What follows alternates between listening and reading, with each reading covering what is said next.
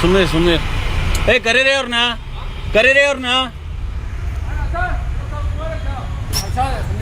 ಬರ್ರಿ, ಅದೇನು ಮಾತಾಡಿ ಬರ್ರಿ. ಅಲ್ಲ ಫೋನ್ ಪೇ ಅಲ್ಲ, ಅದು ಗೌರ್ಮೆಂಟ್ ಇಂದ ಆರ್ಡರ್ ಆಗೈತೆ. ಬರ್ರಿ ಇಲ್ಲಿ, ಅದ್ಯಾರು ಕರೆಸ್ರಿ.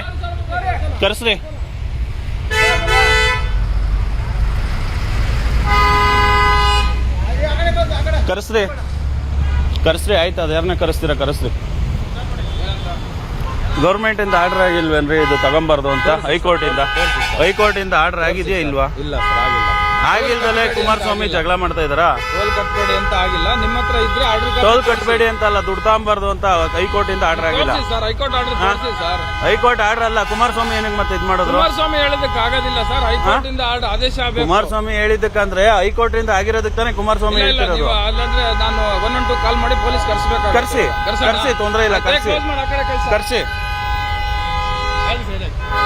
ಗಾಡಿ ಸೈಡ್ಗೆ ಹಾಕೋದಲ್ಲ, ಆರ್ಡರ್ ಆಗಿಲ್ವಾ? ನ್ಯೂಸ್ ಅಲ್ಲಿ 1 ವಾರದಿಂದ ತೋರಿಸ್ತಾ ಇದ್ದಾರೆ.